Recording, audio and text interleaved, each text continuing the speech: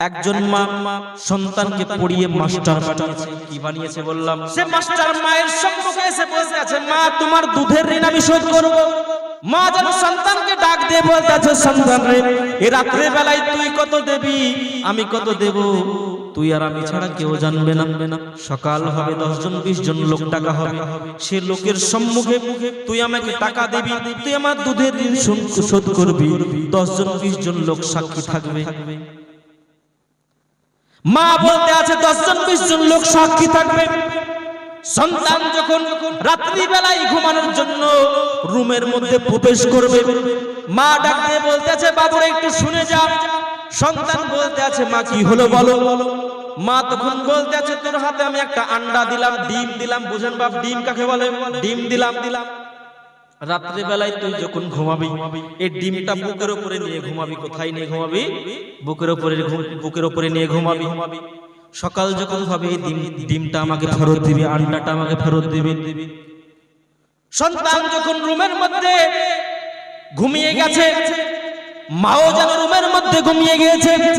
সকাল যখন হলো, সে মা যেন গ্রামের বিশিষ্ট 10 জন মানুষকে ডাকা হলো, চেয়ার লাগিয়ে দেয়া হলো, 10 জন মানুষকে বসিয়ে দেয়া হলো। এবার যেন মা নিজের সন্তানের গেটের সম্মুখে ডাক দিয়ে বলতে আছে, সন্তান রে, ও আমার সন্তান রে, আমার পুত্র রে, আজকে গেটটা খোল। দেখ 10 জন 20 জন লোক ডাকা হয়েছে।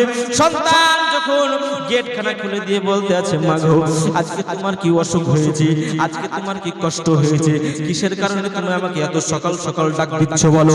মা তখন বলতে আছে, বাবুরে, তুই রাত্রে বেলায় বললি আমার দুধের ঋণ শোধ করবি, তার জন্য আজকে 10 জন 20 জন লোক ডাকা হয়েছে।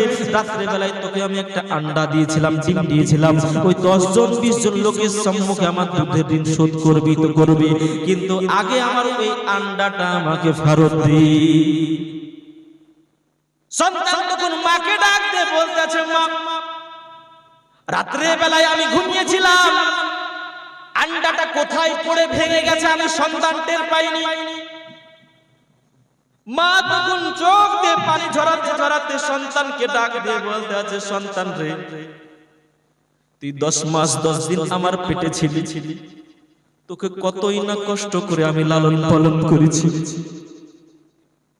তুই যখন পৃথিবীর মুখ দেখলি, এ দুনিয়ার মুখ দেখলি, আমি তোকে কতই না লালন পালন করে মানুষ করেছি।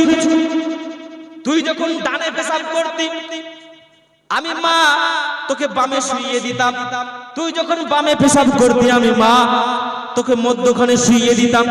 তুই যখন মধ্যখানে পেশাব করতি, আমি মা সে পেশাবের উপরে শুয়ে তোকে বুকের উপরে আগে